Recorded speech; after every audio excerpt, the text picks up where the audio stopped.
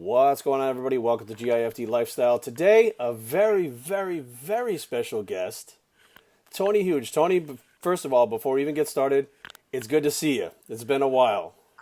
Good to see you, Jerry. I think our last conversations were over at one of the expos talking about DMP. I think it was maybe the Olympia I think it was the Olympia. Yeah, I miss the good old days, the uncensored days of talking about whatever chemistry we want before YouTube started deleting all the videos. It's funny you say that. In 2014, when did Lance Armstrong get popped? Was it 2013 or 2014? Anyways, he got popped and I was in Mexico when it happened. So I went straight to the pharmacy and started picking up like bottles of Prop and stuff. And I was doing a video in the pharmacy because I knew the pharmacist. And I put it up on YouTube and it was doing really well. It was like the biggest video I had. And I was at the Olympia, I went to upload videos, and they wouldn't allow, I was locked out of the account. So YouTube deleted the video, locked me out of the account for 2 weeks, and sent me this email explaining that I was putting up dangerous content, and if I did it again, I would have my channel removed. And I was like, what the hell? So I was locked out, I started like a backup channel, and then I noticed that like Dave Palumbo pretty much did the same exact video, and it's still up, and it's been up for like 7 years. And like, I don't know what the deal is, but they're censoring it like crazy. Right, yeah, and I still get videos censored all the time. At any given time, any one of my YouTube channels always has some kind of strike on it. My Facebook, my Instagram, TikTok even. Like everybody tells me, oh, go to TikTok. It's uncensored. Boom, I'm censored. Oh, Instagram censorship is less now. Boom, censored. Snapchat's less censorship now. Boom, censored. Now, what are they censoring you for? For the content? Are you saying things or doing things like pictures, videos, or anything? So, I do a lot of extreme stuff. So sometimes it's girls, but I mean, maybe little lingerie, bikinis, bathing suits, nothing that you don't see on Instagram anyways. Sometimes it's talking in a positive way about steroids, not necessarily encouraging it, but I feel like everybody's talking negative about steroids. Right. Someone out there who should be able to tell their opinion that they like steroids, like me, I love steroids, you know? And talking about transgender. I'm surprised because nowadays they're a real movement towards acceptance. So the funny thing is I was actually saying something positive towards transgender because I go to Thailand a lot. I'm very familiar with the transgender culture, and they have what's called lady boys over there, which is men that transform themselves into women to the point where they look even more attractive and act more seductive than even women do, right? So I talk positively about that, and boom, censored. So it's pretty much, Kratom, talking about Kratom will get you censored now. CBD content can get you censored, obviously. So the steroids, women, I mean, it's everything. I mean, even like Dan Bilzerian just with guns, something totally outside of our fitness world. Like he was all about the guns before, and now he will never post anything about guns because they'll censor it. No, the Kratom thing, they tried to actually ban Kratom, and Chris Bell actually came here to D.C., and they did not really a march, but kind of a protest for it, and they kind of backed off on it. And I didn't hear too much about it. Like, it's still out there, but I don't hear really like people talking about it because they're worried about, getting it censored or getting it pulled because people are talking about it. Yeah, I take Kratom regularly. I took it this morning, mixed it in my applesauce that for some reason makes it much more effective, feels really good. And a lot of my friends use Kratom, but like nobody talks about it. It's much more popular than people realize because you're not allowed to talk about Kratom very much or you'll get censored. Right. Which is interesting because Chris Bell actually has a Kratom company that he actually sells, I think, 3 different strains of it. And he sent me a whole box to send to my mom. My mom had a back surgery about a year ago, and she's in her mid-60s. And they told her that she had to take these painkillers. And he was like, and I told him, I said, I was at an expo. I was like, I really don't want my mom taking them. He's like, you know what? I'm going to send her a box. So he sent her a box. And the doctor actually was more adamant about pushing her to take the painkillers and not to take the Kratom.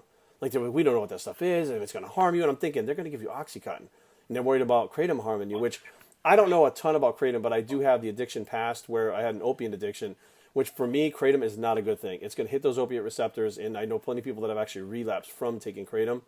So to get off of opiates, I think it's a good, viable alternative. Something like Suboxone is another alternative, but Kratom's a natural. But there are people out there that, if you're already addicted to or have been addicted to opiates, it can actually, work against you, which is why I've just stayed away from it.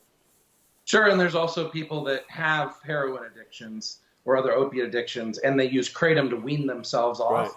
And Kratom itself is not addictive at all. So if they can use the Kratom to replace the heroin, and then they're no longer addicted, they can just stop to decrease the dosage of Kratom until they just stop. and not have any side effects of withdrawal. Now, have you heard of wild lettuce?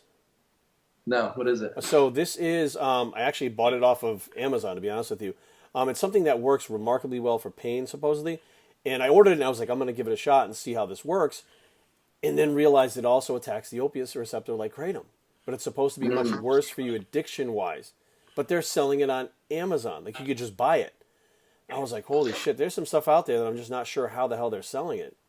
So with any compound, it can be sold openly until it gets negative attention, then it gets taken away from us, which is always the conflict that I have when I found so many of these miracle drugs. It's like, do I keep them to myself and my friends, or do I tell the world about it? And if I tell the world about it, it's going to get taken away from us. Right. Yeah, absolutely. So I wanted to address the elephant in the room. Did you see the video that I made, my open plea to you? Yes. Okay. Yeah. So do you know Christian Duke, strengthaddicts.com? No. Tall guy with a beard. So he's a friend of mine. He worships you. He thinks you're like the greatest guy. He's a super fan. And he actually said something to me that I didn't even think about. He goes, I hope Tony doesn't take it the wrong way and think that you're like calling him out or busting his balls. And he sees that you're actually concerned for him. And I was like, shit. I said, you're right. I didn't even think about it. Because I talk, and sometimes my tone and stuff comes across where people are like, oh, he's mad, he's upset, he's pissed or whatever.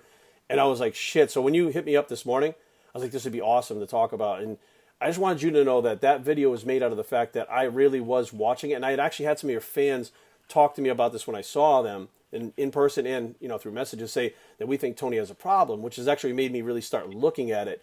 I said, you know, there's some behavior in there that really does exhibit the addictive behavior. If that's the case, I'm worried. You know what I mean? So I just wanted to let you know that's where it was coming from, in case it came across as something like I was busting your chops or something. Yeah, and I took it that way too, because I remember when we interact, especially in person, you can read so much more about a person in person. And when I give you a handshake or a hug and I'm looking in your eyes, like I can tell you're a genuinely concerned person for other people. Yeah. And for me too, I could tell you like me and you care about my well-being. So I took it that way too. Like, okay. Hey, like you're older.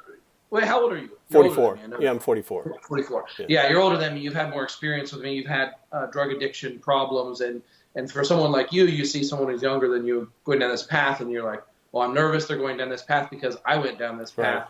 Right. And I didn't know it was a problem until it was too late. Yes. So I understand that concept completely. But it's a little different in my situation because I think I just don't have much propensity for addiction. Here's an example why. I will experiment with many different compounds, but almost none of the compounds I would use on a regular basis. So if I'm doing a Kratom experiment, like I took Kratom today, but the last time I took Kratom was 2 weeks ago. And I'm probably use it an average of once every 6 days. So it's not a constant thing. No, and nothing's a constant thing. Even the steroids that I take, like I don't even take the same steroids every day. I might take SARMs this week, I might take steroids the next week. So I'll rotate between compounds. Am I always on some compound? Pretty much all the time, except for like the 26 days I just took where I just did total detox, cleanse. I did no steroids, virtually no drugs, just PCT. And then I got back on everything about 25 days ago. I'm back on cycle. But I'm never using the same drug on a daily basis chronically to where I build up a tolerance or addiction. I never have to increase my dosage on anything. Now, why did you do a detox? Was that by design, or was there some experiment you were trying out? Or so I'll do something like that once a year. This time I wanted to see if I could get my fertility back and my natural testosterone production back. But I originally wanted to see if I could do it in 2 weeks. And then I was in Mexico, and I got food poisoning for 2 weeks. Oh, shit. So I was like, all right, I'm just going to go a whole month with not taking anything and practically not even working out, just very light workouts. And then I grew my beard also. So yeah, it looks good, man. Right, I like it. I'm going to grow the beard for each day that I'm off drugs is another day of beard growth. But now I'm back on. I still kept the beard because I got a lot of positive feedback. So yeah, it looks good. It's very like mature looking, you know? Yeah, and it's white, and I'm going to be going to Bangkok in 5-6 days, and I'll be there for a while in Thailand. So I wanted to see how they react to it over there because they don't have facial hair. Oh yeah, they don't grow beards, and they certainly don't grow white beards. So right. I want to see how they react to it. Now remember, we talked, and I talked to Trevor about this too. I ran into him at the Westgate when I was at the Olympia a couple years ago. He's upstairs. He's upstairs, by the way. Is he? He's a great guy. I love Trevor, man. He's a cool guy. Did you try the Nubain experiment or no? No, I did not do the Nubain. I heard you mention that in the video. That's something Guru Amin and Coach Trevor were like, They're like, don't do it. And I'm like, I almost wanted to do it to test if I could fight the addiction. Right. Because I feel like I don't have an addictive tendency to anything other than like the very few things, but actual common things like sugar. Right. You know, food and sugar. I have a food and sugar addiction. But I wanted to see, like, could I actually be addicted to a drug? You know, but I didn't actually do that experiment. It's a scary drug, man. And now I'm seeing it pop up, and it's funny because it's not popping up on like steroid websites. It's popping up on different medical websites where you can like order it again. And back when we used to get it, it never was a steroid thing. Like our guys would get it from, so I don't know how it was. It was Abbott. I don't know how it was coming out the back door at Abbott. But so much of the stuff was coming out the back door. I feel like they were producing it to push it out the back door because no woman in labor that needs that much Nubain to be produced per year. But we were getting it. And I remember we started out with, or I started out with one shot of 35 IUs. And I was like, this is the best thing ever. And my buddy was like, as long as you don't do it IV, you're fine. Like, you'll never be addicted. And I listened to him because I didn't know. I was young. I was stupid. I felt like it was a great compound. He's like, oh, it kills cortisol. So now I'm like, oh, it makes me feel good and makes me bigger. Oh, let's do this. So I took it home and I would take it like after my workout. And then I noticed I was rushing through the workout to try to get to that shot of Bane. And then I was like, well, instead of rushing, what if I took a shot before and after? Then I have lower cortisol before and after. Then the wheels started turning. So now I'm doing a shot before and after. And now I'm like, well, you know, before I go to bed, I should probably do another shot because I'll have cortisol while I'm asleep. So I do a shot before bed. And then I'd wake up in the morning and be like, yeah, I think my cortisol levels are the highest. Like I all of a sudden started making shit up. And now I'm on 4 shots a day. And then it was like I'd wake up in the middle of the night and take a shot then just because I was up. And next thing you know, I'm doing a bottle a day at $125 a pop. And then, you know, my girlfriend at the time, she was taking it. And everybody was addicted to it, and we're told that, oh, it's not addictive. They give it to women in labor. How bad could it be? And next thing you know, that really led me down a place where it was like, it hit me like out of the blue. Like you had no clue what was happening to you until all of a sudden you couldn't get it because people ran out, and you were deathly ill. Like you couldn't figure out what the hell was going on. And then what's the substitute for that? Like what do you use if you can't get that? What's the next drug someone would use? So Vicodin would be another one. Pretty much any opiate, but what the interesting thing was back then, we're talking probably around 2000, 2001, when we ran out of Nubain, we were doing Vicodins and stuff like that. But a friend of mine actually wound up getting like the first batch or whatever of Oxycontins. So we had these Oxycontins, which we were just chewing at first, and we just kind of scrape off the thing and sniff it. And that led to IV use within like a month. We were shooting Oxycontin IV. When we finally ran out of the Oxycontins, Nubain was back around. We took the Nubain didn't work. It no longer covered the opiate receptor for some reason, and you were sick even though you were taking Nubain. So then we were kind of stuck to the point where like, well, we have to do the Oxycontins now because I'm not going to sit around and just be sick for the rest of my life. This sucks. Switch to the Oxycontins, which are like $80 a pill, and then that was kind of running out. So as that started to run out, we noticed like, well, the first time we ran out and we were really bad, my friend Tim actually called me and he had cocaine. And he was shooting cocaine, but he didn't tell me what it was. So I went to his house, and he's like, try this. And he hands me a needle, and of course, me being me back then, I was Tony Hughes before there was Tony Hughes. And I fucking shoved it in my arm and shot this needle, not even knowing what it was, and I got super blasted by the cocaine high. And I was like, what is that? I don't feel sick anymore. He's like, it's cocaine. A friend of ours was selling it. Like, so we went to his house and bought more of it. And then finally, we could get our hands back on the Oxycontins again. It was like, well, the cocaine's pretty fun. The Oxycontin's fun, but the Oxycontin's so expensive. And then a friend of mine was kind of like, oh, you know, you can do heroin. And we were like, that's like real scumbag stuff. Like, that's where your mind automatically goes to. But then he's like, well, you want to spend any bucks a day? You want to spend $5 a day? It's the same thing. And it was like, you know, everybody kind of held off until one guy tried it, another guy tried it, and then 10 people were doing it. And it was like, well, they're okay. They're still in the gym training, so let me give that a shot. And then once the heroin came in, that's when everything really went. I mean, everything was going downhill to begin with anyways, but the heroin was like, you're living a different lifestyle. Now, the people you have to deal with to get your heroin and stuff like that, how it's made, you know, you're using Nubain in a bottle it's 100% sterile. Now you're using stuff somebody made in their basement. Is it cut with something? Like, you have no idea. And that was off and running for about 2 years until I got up one morning. I was just sick and tired of being sick and tired, and that was it. Like, I just made a decision, like, I want to stop, you know. Before I ask you more about Nubain and pain killing during the workout, I want to make a point about, like, you and many other friends that I have that had serious drug problems during their lives, and yet today, because they lived a healthy fitness lifestyle other than these periods of time where they use drugs, they're much healthier than the average American, whereas the average American is abusing a drug every single day, like sugar, carbohydrates, artificial ingredients in food coloring, things like this that are toxic. And nobody talks about that so much. Like, we're so paranoid about these drugs that that are addicting and are probably going to last a short period of time. People don't do them their whole life, otherwise they'd be dead. Right. But we ignore the chronic problem of the food that we put in our body. So one thing I said recently is that I said that steroids are healthier than being vegan. And so that's something that kind of went viral on the internet. But there's actually a solid foundation for saying that. Absolutely. I agree. I mean, I speak up against sugar a lot because I've never had an issue with sugar. Like, I don't even like sweets. But my brain's wired towards opiates. I have another friend of mine who he used to do the opiates with me and just stopped. But his brain was wired towards speedy things like cocaine. So he couldn't kick cocaine. Now, about 3 months ago, I did this experiment. I call it the chocolate chip cookie experiment. So I had these cookies that I like. They taste good, whatever. And I decided I was going to eat them every day at a certain time to see if I could get my body actually addicted to the cookies, or at least the pleasure of having the cookie. Now, I don't really care about sweets, so I was like, I don't know how this is going to work out. So I ate these damn cookies every day for like 3 months. And I got to the point where I was like, all right, well, I'll up it to 2 cookies. It's almost like you're upping the dosage on the cookies. I'm eating the cookies, and then I ran out. And then I realized, I'm like, oh, well, I don't have the cookies, and it's like midnight, and I can't go get any more. I'm like, let me have some water. And I opened the refrigerator, drank water. And then I realized, wait a minute, I don't care about the sugar. I'm addicted to the ritual itself of having something. So then I switched out the cookies for like a piece of beef jerky. So I was done eating my meal, I ate the beef jerky, and it had the same effect as the actual cookie itself. Which that kind of goes back to when you're addicted to heroin. If you run out of heroin and you take the spoon that has a little bit left in it, you pour water in it, inject that. There's no heroin in it, but you start to feel better because of the ritual. Wow. So let's say you're detoxing off Nubain or heroin or something, and you're going to get it from your dealer and you don't have it. You actually start to feel better the minute you have it in your hand, because that's part of the ritual. When you get home, you set up the rigs, you do everything. You're actually feeling better before the drug actually hits your body. So there's definitely a brain kind of chemistry to the ritual itself, that your brain recognizes the ritual and starts to make you feel better before you even put anything in your body. So I did experience this a little bit with cannabis. I was always very anti-marijuana my whole life until a few years ago. I started using it for sleep, and then I started using it every day, and I didn't realize that I was building so much of a tolerance, and I would need it more and more often. So it did have an addictive property to it.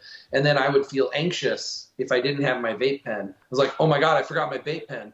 And I didn't really need it, but the fact that I didn't have it, I started feeling anxiety. So I kicked that. It's not hard to break. It's a very short addiction, but I know that feeling of like, oh my God, where's my vape pen? I have a friend actually that has anxiety. He's never taken a Xanax. He keeps a bottle of Xanax in his pocket just as his like comfort. Like if I ever have a panic attack, I got it. And that itself keeps him calm. That's interesting. It's like a safety blanket. Yeah. Like when you're a little kid. So back to the Nubain for the pain killing. So one of the reasons to use Nubain is as a painkiller to the workout, you could push a lot harder, right? Well, so yes and no. So when you first start taking the Nubain, it works like that. Now, stay on it for about a month and a half, you feel pain again. And it sometimes is amplified. So what I actually realized was, this is really stupid. Like you're kind of in a fog from the Nubain itself. You're just enjoying the high. Let's be real. It's like, it's a great high. You can function on it. You have energy. You feel fantastic. You feel like you can fly. It's great. You can have conversations. You can drive a car. It's perfect, right? Well, I walked through the house and I stubbed my friggin' toe one time. And this thing was so amplified. I thought like my toe blew up. Like I didn't know what. I was looking down at it and I'm like, why does that hurt so much compared to like, normal? Like I'm on this Nubain. I shouldn't be feeling anything. They give this to you when it's different types of pain, but like pain is pain. It should stop that sensation or at least dull it. And when I went back to the gym the next day, I realized that muscle burn was worse. It was almost starting as soon as I started the set instead of 5 or 6 reps in. And I was like, well, that's really, really freaking weird.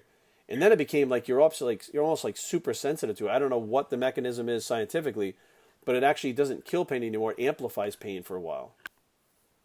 And at that point, I experienced the same thing with dopamine-based drugs. So I haven't experienced opioid-based drugs outside of Kratom, but one of the reasons why I started using the Kratom was also as sort of a painkiller during the workout, so I could push harder. Way back when I first started experimenting with it, but then I started focusing on dopamine-based drugs that make you feel like more invincible and confident and like nothing can bother you and you don't feel pain. But then when you crash on a dopamine drug, then the pain is amplified. Oh, okay. So you definitely want to be on a dopamine high while you're working out, and then you want to take a nap afterwards so you don't experience the crash from it. But did you ever use like DMAA, for example, or DMHA Yes, much for I pre-workouts? love Yeah. DMAA. That was stuff that it was written in the original Jack 3D, which Yeah. that was one of my that's probably my favorite pre-workout that I ever used.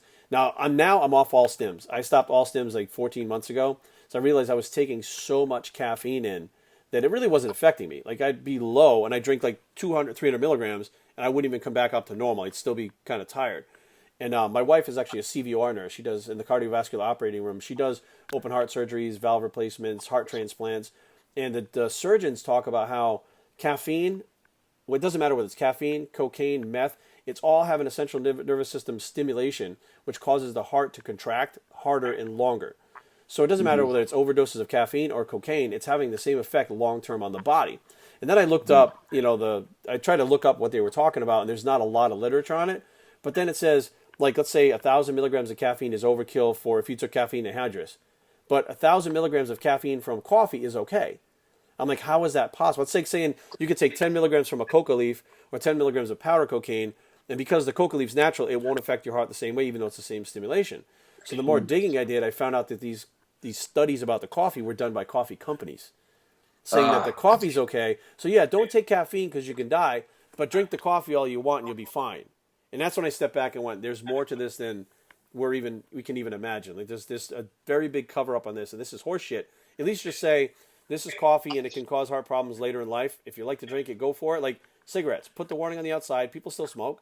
They'll still drink coffee, but the coffee industry will take such a hit that they're not willing to do that. So I honestly feel like they fudged a lot of stuff out there, saying that caffeine is natural and safe as opposed to coffee is natural and safe as opposed to caffeine. Mm-hmm. I'm like, that doesn't make much sense to me. Even these surgeons are talking about, the literature they're finding, but coffee's okay. It doesn't make any sense. Yeah, I think I've developed a small addiction to coffee. It's like in the morning, I'm agitated until I drink a cup of coffee, which was never the case until I started drinking coffee. Oh, really? So, and it's partly, I think, the ritual, but it's also partly, I think, the caffeine and like my body's looking for it first thing in the morning. Yeah. But I really don't have an addictive personality when it comes to drugs, because outside of one small little ritual like that every once in a while, like I don't crave more. Like once I feel the caffeine, I'm like, okay, that's great. Now I want to feel something else. I don't necessarily want to feel more and more of the same thing. Right. I want to switch between feelings, which pretty much keeps me from abusing any one drug. So you're rotating drugs. Yeah, like rotating drug. Actually, that's one of my biggest. So, a long time ago, I figured, like Phenibut, for example. So I've always had anxiety problems, and Phenibut is amazing for anti-anxiety, but the day after, I have a really bad withdrawal and crash. So I don't use Phenibut because for that reason. But I thought at that time, whoa, what if I used Phenibut? And then the next day I use something else, and the next day I use something else. I won't build a tolerance to any one of them. I won't experience the withdrawals from any one of them. And then of course everybody would say, well, why not just take any drugs at all? Right. Right. Well, you're trying to heal yourself. You have anxiety and you want to put a stop to it. Yes, like that's the solution. We're trying to optimize ourselves too, and it's not just heal ourselves from a disease state, right? We could just say, okay, it's normal to have anxiety, right. But how much better can we perform? How much better can our quality of life be? How much better can we feel? How much better can we treat the people around us if we feel really awesome all the time? I'm able to be so much more productive when I'm enhanced. Now, have you heard of, I don't know if you've seen this yet, my new product called Delparol? No. So have you heard of DLPA? Mm-mm. This thing, I can't believe, I wish I could go on about 6 hours. This, you will have no more anxiety. Zero anxiety. Zero. And it's not a claim. There are plenty of literature on it for just the DLPA alone, but I mix the DLPA with GABA together, and you will not, I'll send you some to try, like, hey, hi, how are you? Thank you. Yeah, or I'll order it right after the thing. Remember, I leave in 5 days, so I'll order it right afterwards. I'll ship it out tonight.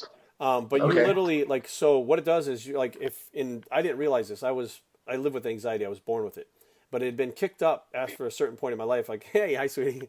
So when I was a kid, I was molested, and that kind of led me down hi. Hey. And what it does is the more that you're stressed out over things, your body tendency to chew up endorphins. The endorphins don't do their job. And when your body can't make enough endorphins to keep up with what's going on with the stress, you develop anxiety, and it's a non-stop anxiety. So a lot of people's anxieties are from trauma in childhood, not necessarily genetic from birth. And what the DLPA does is it stops your body from chewing up those endorphins so they do their job. So now what happens is your body's able to now pick back up, push more of those endorphins out, use them more effectively, and now you get up, and it's changed my life. 6 months I've been on this stuff, haven't had zero. I have zero. I got off the CBD, I got off everything else, and I just stayed on the DLPA. And I said, you've got to be kidding me. Now, someone like yourself who's used all these other drugs, I would be super interested to find out how this compares to all the other things you've used, including Phenibut, which is something I looked at in the past, but it also does contain Phenibut itself contains an addictive quality for some people. And again, anything that I try to take, I try to look at it like, is this going to set me off again? Because I just don't know. And even doctors will tell you, like, we're not really sure. You know, like things like I've done mushrooms within the last year. DMT I've done 9 times. The psychedelics don't have a tendency to do anything towards that opiate receptor where it may trigger a relapse. But, you know, I did a Phenibut might. I didn't know. You know what I mean? So I went with the DLPA. And it's something that, like, I feel more people have anxiety now than when I was a kid.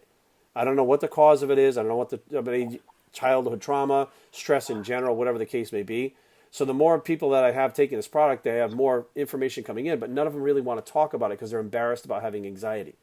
So they don't want to put it out there and tell people about it and have friends talk about it because they're like, maybe their job could be lost if they find out they have anxiety, or they're just, you know. I think it's also anxiety is becoming the norm in America. I mean, when I go to other countries, when I travel around, I ask someone, I like to understand the culture I'm dealing with and really submerge myself into their perspective. And I ask them, like, aren't you stressed out about this? And they're like, they don't understand the word stress. Really? Like, stress isn't even in the vocabulary of people in certain other countries. It's just not even, anxiety and stress isn't even a thing. It's like part of American culture or Western civilization, and it is getting worse and worse, I believe. And I think technology is making it worse, and the influence that's being pushed on is making it worse. So in my opinion, this is a really important point. It is more natural to take a drug that mitigates our anxiety than it is to suffer with anxiety, because we are not naturally meant to be living with anxiety on a daily basis. And another important point, anxiety and stress is far more toxic to the body than any of these steroids or performance-enhancing drugs. I mean, with some limitations, but we have to keep it in perspective. And another point, like when people talk about my hair being lost or my beard going gray and all this kind of stuff, this and most negative health side effects I've ever experienced were from stress, not from performance-enhancing drugs. Well, stress can increase your blood pressure. Blood pressure will kill you, you know, the silent killer. A lot of these guys that die from steroid use, it's high blood pressure. It's unchecked, unregulated high blood pressure. And I think Scott Milan just passed away today. The guy from up in Canada, they call him the Moose. Heart attack. And these guys there's 2 common factors. One, they keep their weight very, very high even when they retire from competition.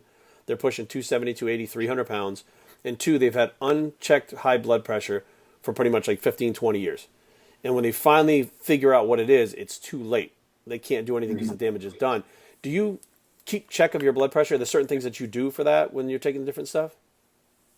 Yeah, I check blood pressure. If I'm blasting, like I'm doing growth hormone and insulin and steroids and I'm eating a lot of food, I'll check my blood pressure very often because I know it could fluctuate really high quickly. I need to get it under control. Yeah. But on a general day-to-day, like right now, I'm not using very many steroids. I'm just using a little bit of SARMs, a little bit of growth hormone and insulin here and there. I'm documenting all this stuff on Anabolic TV, like what I'm taking every day. But it's really moderate what I'm taking because I got my size back and I'm happy with it. So I'm just you look good, round.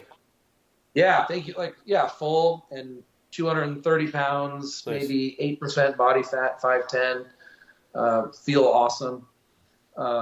So I take Cialis every day.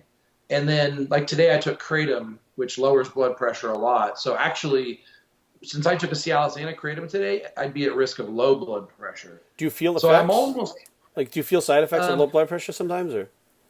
Yes, the way I feel it is in the gym. After a set, I'll get really dizzy because your blood pressure drops. Your blood pressure goes way up when you're hitting a set, and your blood pressure drops afterwards. And so it can drop too low to where you see stars and you get dizzy. And I figured out a trick for that too. So you can increase your blood pressure by doing Valsalva, which is like take a deep breath and just push against your own air and create that internal pressure. So after I do a hard set, instead of like... you know, and then just deflating and relaxing, and my blood pressure tanks. I just take a deep breath and I hold it and create a little bit of that pressure and let my blood pressure equalize, and I'm good. Nice. Very interesting. I like the fact that you figured it out and not have to take another drug for it, too. Like, that's something anybody can do at any time and not have to try to find it. Because, again, let's be real, too. Not everybody has access to everything. So they might have hard times. I mean, it's more accessible now than it was when I was 25. But, I mean, back in the day, it was like you could get test, D-ball, anadrol. If you had to get a diuretic, you were shit out of luck. Like, you couldn't find a diuretic to save your life. Now, it seems like everything's kind of around. I think diuretics are still harder to find than actual gear itself. But a lot of people, it's like, have you heard of this? Have you heard of that? I'm like, yeah. They're like, well, where do you find it? And I'm like, how do you not find it? Because they don't have access, So when you come up with stuff like that, or anybody comes up with stuff like that, I'm like, oh, good. It can help somebody. They don't have to go find it, which sucks. Right. Yeah.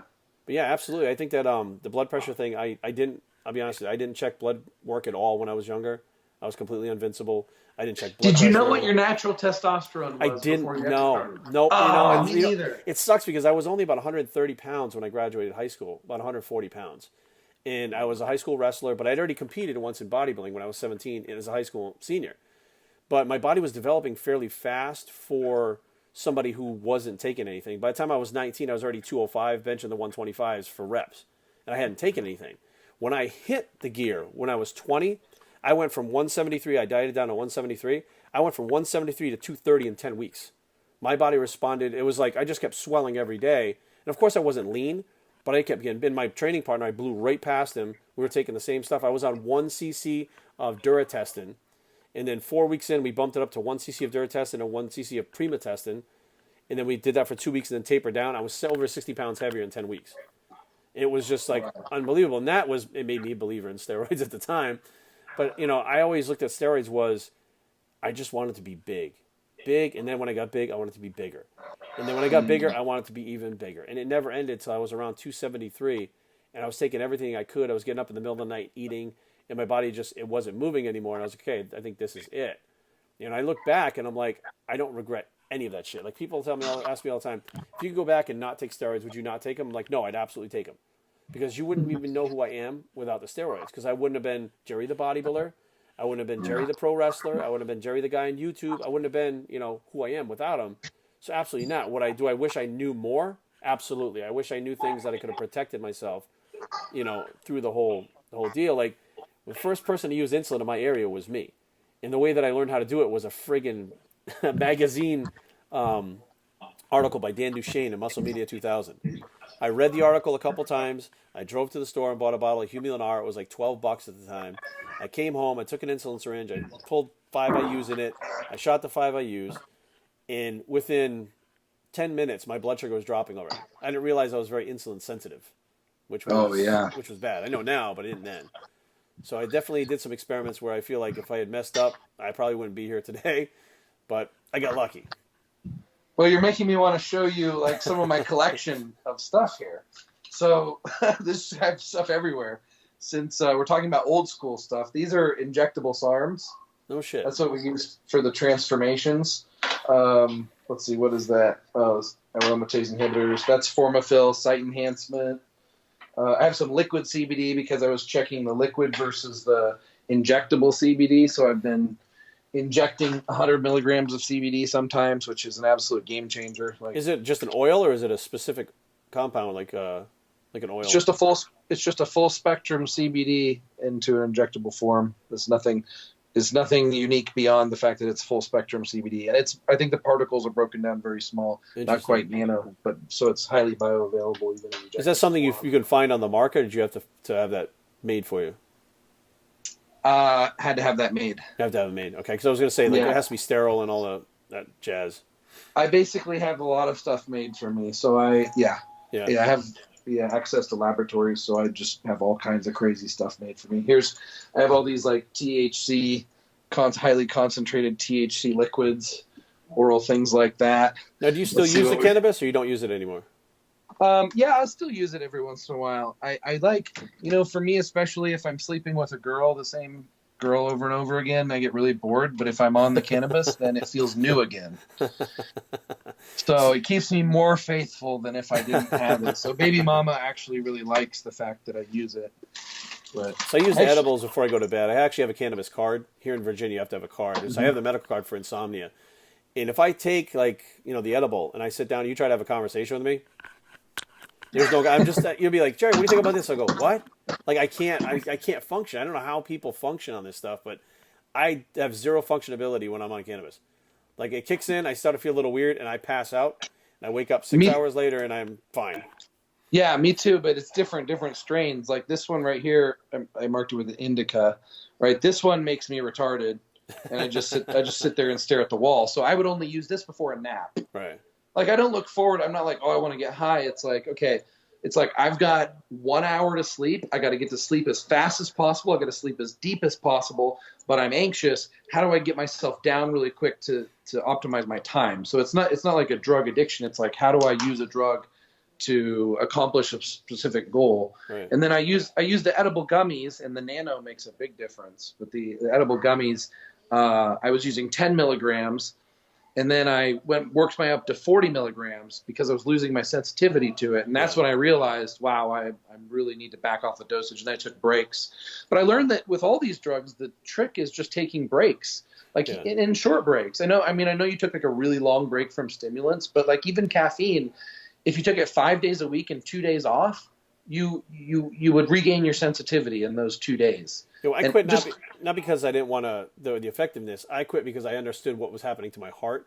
When you couple the stuff that I did when I was younger, as well as being 270 pounds of high blood pressure and having the caffeine now in my 40s, that's when I was like, it's time to start chilling out. You know what I mean? Like, my dad passed away of cancer at a fairly early age, and, my mom's had 2 heart attacks, and I'm just kind of looking at it like, okay, here's the deal. Like, we get some stuff in the family that, could be hereditary, might not be, we don't know. But, my mom with the 2 heart attacks, I look at that and go, she got away lucky. She had one, had the other one, it's by the grace of God, she's still here. So for me, I'm kind of like, I'm really looking more about longevity and quality of life rather than, I guess before, honestly, I'm not going to bullshit you. It was all about being vain. You know what I mean? I wanted to look a certain way, and when my arms started to shrink, I'd lose my mind and go back on higher dosages and, eat more food and do everything to try to get my weight back up, and just something switched in my brain. I think the DMT really helped, because DMT opens your mind into a whole different way than you would normally think. And once I started doing the psychedelics, it really shifted my mind from, I just want to be fit and look good. I'm walking around at 205, which is not big, but pushing 240, 230, like, I can't breathe well. I feel like I'm not recovering. I snore. I have sleep apnea. Those things at 44, I'm going to be 45 this year. Like, it's just not good for me anymore. You know what I mean? That's why, when everybody says, if Tony Hughes uses so much steroids, why isn't he bigger? And it's like, I don't want to be much bigger than 230 because I can't breathe. It's uncomfortable. And I know it's only 230. It's not 250. It's not 260. But like, when you sleep, when you even have the delts and shoulders and chest like this, even just that makes it harder to breathe at night. Like the difference when I went natty, I slept so much better. Like, I lost some weight, right? Just that little bit of loss of weight, and I didn't have to struggle to breathe. And now with just the amount of mass just pushing on my rib cage at 230, I have to consciously breathe. Like, I have to think, like, okay, I need to breathe deeper, because otherwise my breathing will get so shallow. And that's also what causes bodybuilders to have their blood thickens up, because they have to carry more oxygen because they're not circulating as much, because they're not breathing as much. So I have a sleep apnea machine, actually. I have Nebivolol. This is what I was going to say. I have these Nebivolol. Mm-hmm. That's the beta blocker. Okay. So this is one of the things that I do to give my heart a break. It drops my heart rate down. So if normally my heart rate was like 68, it would drop down to like 60. And so it slows the heart. It blocks the beta receptors in the heart, which are the receptors that cause the heart to beat harder and faster in response to stimulants. Now that has its own other potential side effects, but for me, I respond really well to it. Oh, here's Kratom. Here's Kratom.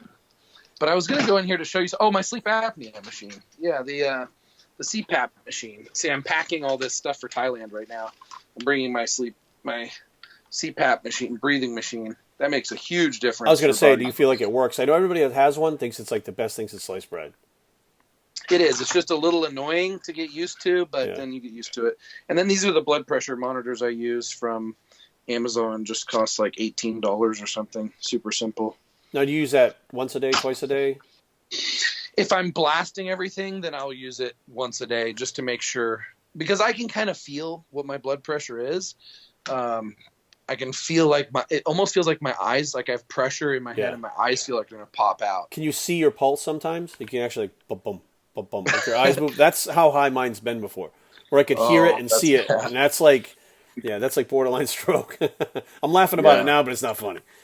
And that's another thing people don't realize is like steroids themselves have virtually no side effects, but the effects of like increased blood pressure, if you don't mitigate it from the steroid, the increased blood pressure is what causes a lot of negative effects, and that's what causes usually the kidney failure and strain on all the other organs in the body, in the heart.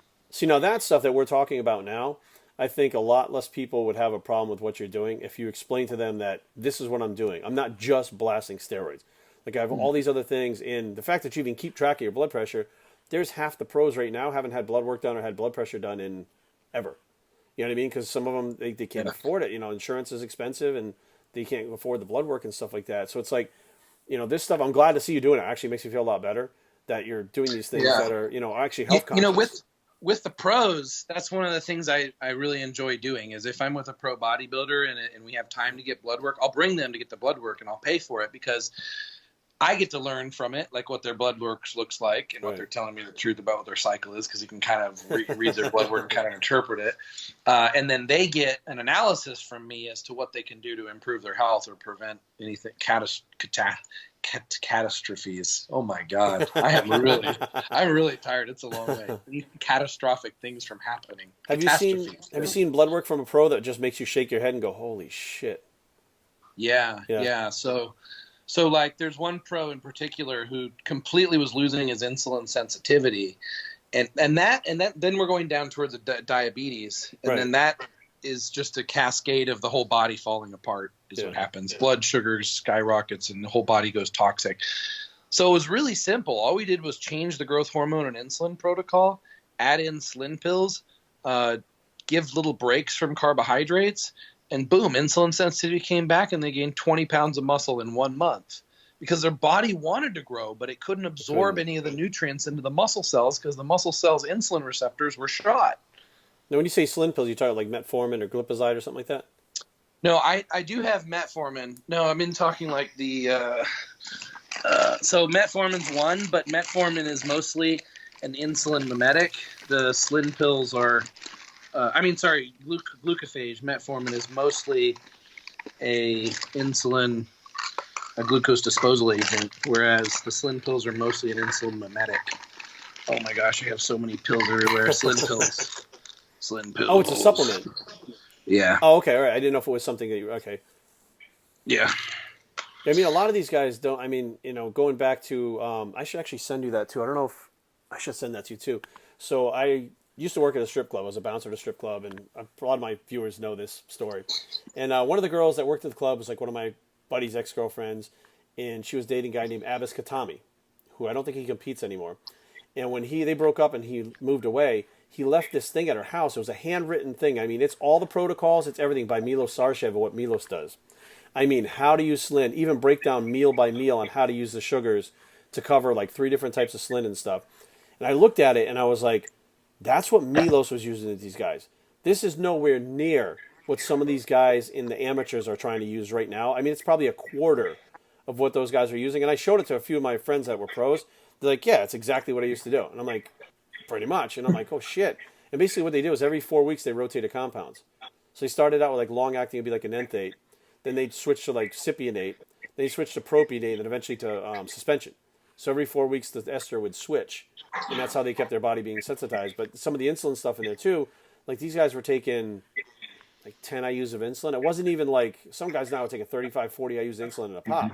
I'm like, if you can tolerate 40 IUs of insulin, you have an insulin sensitivity problem. Like you need to start looking at yourself because that's not a good thing, you know? Yeah, because, I mean, some people would say that means you have to eat 400 grams of carbs to keep up with that, which is really, really hard. Yeah, I think I heard Coach Trevor's voice. Oh, here's Coach Trevor. Here's Jerry Ward. Let's say hi. Jerry, man. Trevor, what's up, man? How are you? Good to see you, man. You haven't shaved since last time I saw you. No, man. I stopped shaving my head, too. Oh, me too. Did you really? So,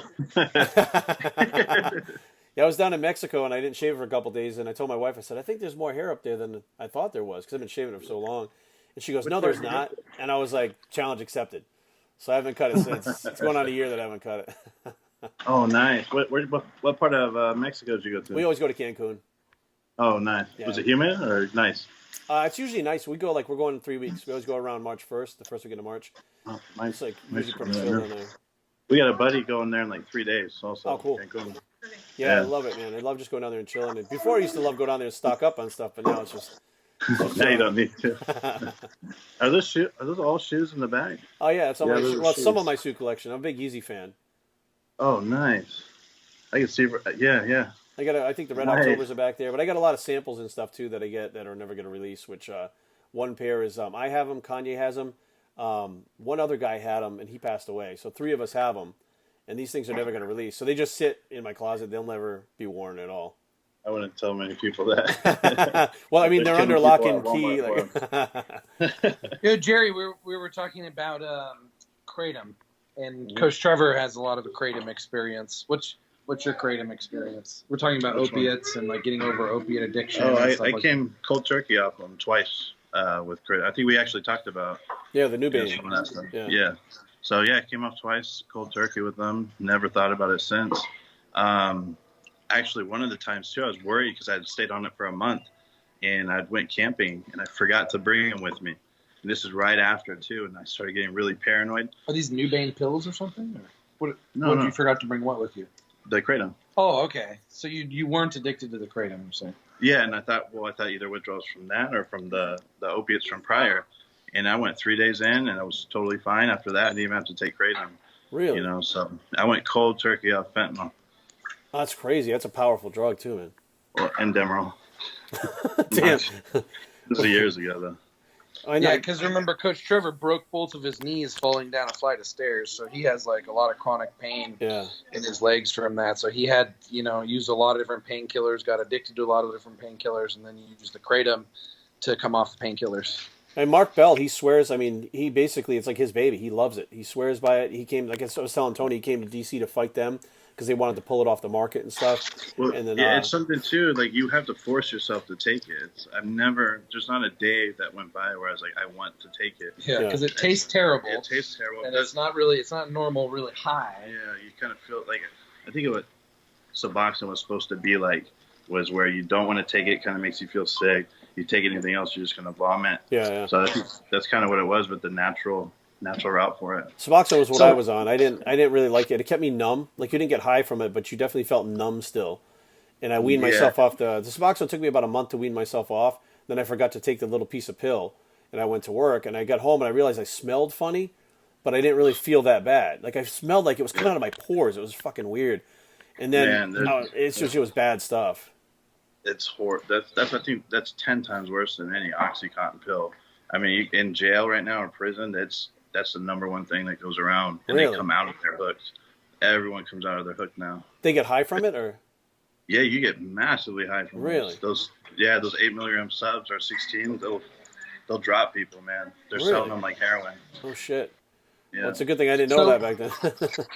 So we started talking about like drug addiction, and I was explaining how I cycle through different drugs so I don't get addicted. But you're part of my support group, Trevor. You're going to tell me if I get addicted to drugs, right? And do you think I'm addicted to any drugs or any specific drug right now? And if so, what are the symptoms that you're seeing? SARMs, your symptoms, your symptoms muscle. No, I honestly. Oh shoot! Oh, okay. Sorry, I had an incoming call. Hung up. Yep. But honestly, no. I lived with them for I don't know how long now, and I've never seen you once take something more than 1 or 2 days in a row, ever. Yeah, Anything. that's probably the problem. Is that I'm not consistent with anything. but you have seen me overdose on a drug, right?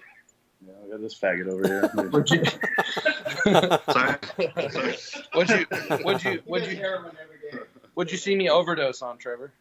Oh man, we thought it was hyaluronic acid, but it was DMAA. Yeah. Oh shit. God, awful, man. I took 70 times the recommended dosage on accident, Jerry. And what happened? And me throwing up, me puking in the Enhanced 2 movie, that was from the I don't think he said it was DMAA in the movie. He just said an experiment gone wrong. Yeah. But it was DMAA. So what did you see me doing, or what? It was like he did ecstasy for the first time. He how good he felt, and then he got real sick, but he still felt good. Yeah. And even when he was puking, he said it was the best feeling he ever had. So it was just this giant serotonin overload, and from the DMAA, and then afterwards, he was worn out. Like it shocked his brain was probably fried from the serotonin. It's like 2 days of puking and 2 days of sleeping, and then a month's worth of depression because my receptors were completely fried in my brain. I'm sure your adrenals had fired so much adrenaline at that point too that they were probably not functioning properly either. I was like paralyzed. I couldn't feel pleasure. Going to the gym, like that's when going for a month, going to the gym was just like painful, and I had no motivation to do anything. Yeah. Like serious chemical depression. Then I finally, in researching and trying to figure out what the drug was, I finally got it HPLC tested. But in researching and trying to figure out what it was, I mean, the closest symptoms of withdrawal felt like methamphetamine or something. Wow. Well, I know that these things, like, okay, DMAA, it can be a very powerful drug used the right way and a very powerful drug used the wrong way. It's like anything else. You drink too much water, you're going to die. You know, like you do too much of anything, you're going to die. But it's like, you know, the DMA for me, I remember when they pulled it, it was like, I think a military guy had actually taken too much of it and wound up dying from it. And they pulled it. And I was thinking to myself, like, one guy, like, what? I don't understand. You know, there's people dying of alcohol every day. You drink too much in an hour and you're dead. You know, why would you pull that off the market? And I don't know for a fact, but I kept hearing that there was going to be some kind of drug that they were trying to patent that had similar effects to it for like ADHD or something like that, which is why they were trying to get that off the market. And then I was like, wait a minute, does DMAA work for ADHD? It didn't even dawn on me. If it's a stimulant, it might affect somebody with the ADHD the opposite way and help them focus and calm them down. And then they just pulled it off the market, which I think that's why they've been going after high tech for so long. Because they want to put out this other drug and have no alternative, you know, for what they're going to put out. That is usually the true motivation behind the scenes. Yeah, I think DMA is a miracle drug. It's amazing. And look, I almost died from it. Yeah. But that's my responsibility. That's my fault. I would never put the blame on a DMA manufacturer, supplier, or anybody else. It was my choice to put it in my body. Yeah. So I don't know how other people ever get off on trying to hold someone else responsible for their own actions and limit the freedom for all of us. Right. I mean, I absolutely agree. I think that everybody should be able to do whatever they want at any point and have no one interfere with that, you know. I also believe that the laws should be strict enough to where if you do cross over from that and hurt somebody doing something that, you know, you should pay the price for it too. But I think most people, especially we've seen these countries that not legal, I guess they do legal, they legalize heroin. So they have a morphine substitute like in the UK, and the people go there every morning and they get their doses of morphine. And they don't cause any trouble. They don't, no crime. They work. You know, everything is fine. Well, it shows that it can be done. But when you do it in an illegal type setting, the stuff you have to do and find it, and it becomes a whole different animal than if something was available at CVS. Like if you go to CVS and buy morphine or whatever today, the same effects wouldn't be happening, or same side effects, I should say, to society wouldn't be happening as the illegal stuff. But I just don't believe the war on drugs worked. I never believe. I mean, let's be real. I'm going to throw this out there. They will give a 10-year-old girl who decides that she wants to be a boy testosterone. If I walk in the doctor's office at 44 years old and say, I really feel like I should have been a bigger person when I was born, I want to have more muscle, they go, it's too dangerous. How the hell is it too dangerous for a grown-ass adult to do, and then he's going to eat right and train and take care of himself, but you give it to a 10-year-old girl because she just decided she was, I mean, at 10 years old, you don't even really understand sexuality to begin with. Like, if you're going to make it okay for the 10-year-old, just I'm fine with giving it to her. You want to give it to her? Just make it available to me too. You know what I mean? Right. I mean, that's my take on it. I just had a pop-up message. One of my media guys said, please don't talk publicly about giving your daughter nootropics. It's a really bad idea. So enter the... I just did it again. That's how much I listen. That's my stance against freedom. Tell me not to do it. I want to do it. We're coming up on 53 minutes. So this is kind of a long video, so we can cut it off here. And I'd love to have you on again. Of course, it's always a pleasure every time. We haven't seen you in a while. It's good to catch up a little bit. But anytime you want to shoot the shit like this, I'm down, man. Yeah, Jerry, let's do it when I'm in Bangkok, and I'll do it from Muscle Factory Gym, my favorite gym in the world, and I'll get some of the mass monsters with me, and I'll have them be open about some of their strategies. How's Cool. that? That'd be cool, man. Awesome. Yeah. Well, Tony, have Awesome, a good trip, Jerry. man. Travel safe, and we'll talk to you soon, brother. All right, Jerry. Good talking to you. You too, bud. Take care. Bye.